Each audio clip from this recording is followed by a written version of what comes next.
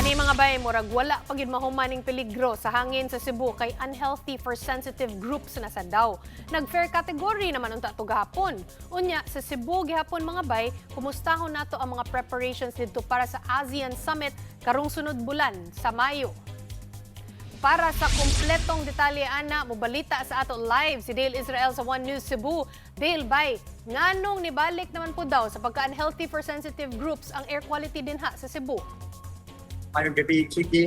Unhealthy for sensitive groups, nasa hangin din sa Metro Cebu. Kumanin nila mo fair category kagahapon. So, ating mga 5 ka adlaw, nagpuli-puli lang ang advisory sa Environmental Management Bureau Region 7 sa fair unya ba na kung unhealthy.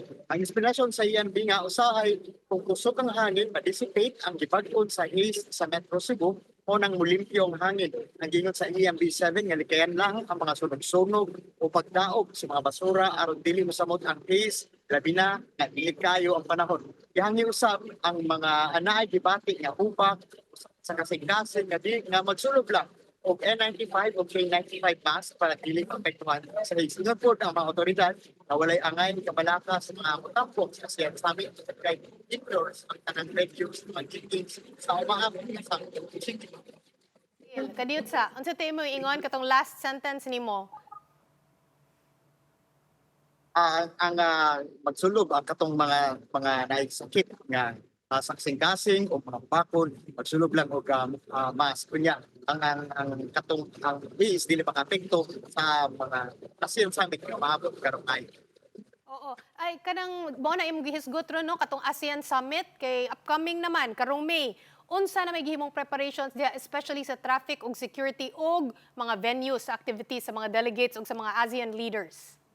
Dayon na checking nga ang mga pagpangandap alang sa maabot nga ASEAN Summit nga pagaymoon karong Mayo 7 hangtod Mayo 8 kung asa gilauman mo star lang ang mga leaders o delegado sa ASEAN dito sa Lapu-Lapu City. Sumalang sa mga lokal nga opisyal, bilang kadagkong hotel o venue sa Mactan ang gamiton alang sa mga nagunang panaging o kabilang ang Shangri-La, Shea Park, Music Tani, Mactan o ang Mactan Expo Center. Isin bahin sa pagpangandap, nagpadayon po ang clean-up drive, pagpintal sa mga dalan ng uban pang mga beautification efforts sa silingang mga dakbayan sa Mandawi o Cebu City, bisan pa man dili sila direktang venue sa amin. Sumala sa mga otoridad, tumong nini nga masiguro og maayo ang maayo o positibo ang impresyon tibok Metro Cebu alang sa mga internasyonal nga bisita.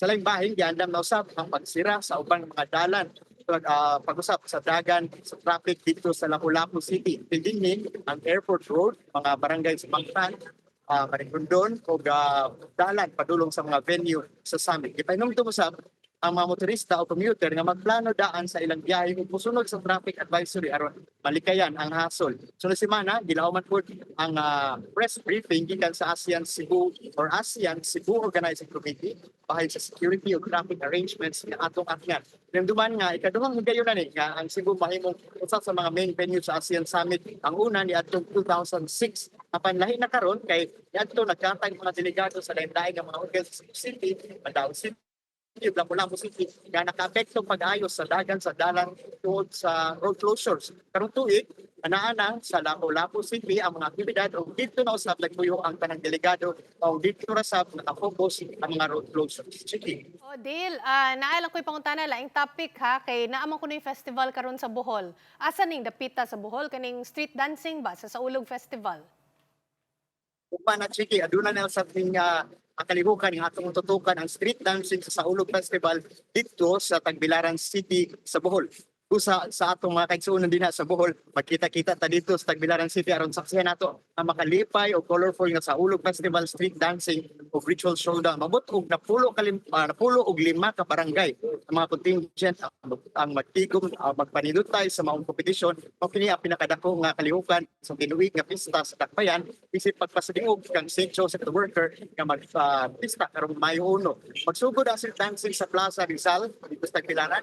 Tapos speakers nga tapos sa CPG Sports Complex kung asay mo ang ritual showdown o balik sa kompetisyon ang barangay Ubuhan o karon depensahan nila ang kampeonato samtang ang barangay Poblacion 2 maningkamot nga dancing man ang Tagbilaran City Mayor Jane Yap, ipadayon yun ang mga kalihukan isang pa sa hagit sa energy crisis tungod sa importansya niini sa kultura, ekonomiya sa dakbayan. Nagatusap ang mga benepisyo ani nga kalihukan apil na ang mga negosyante, mga vendors o mga transport operators.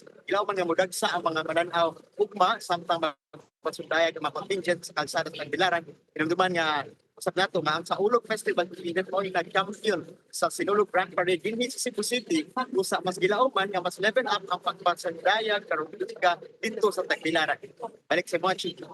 Daghan kayong salamat nimo ug happy weekend Dale Israel gikan sa One News Cebu.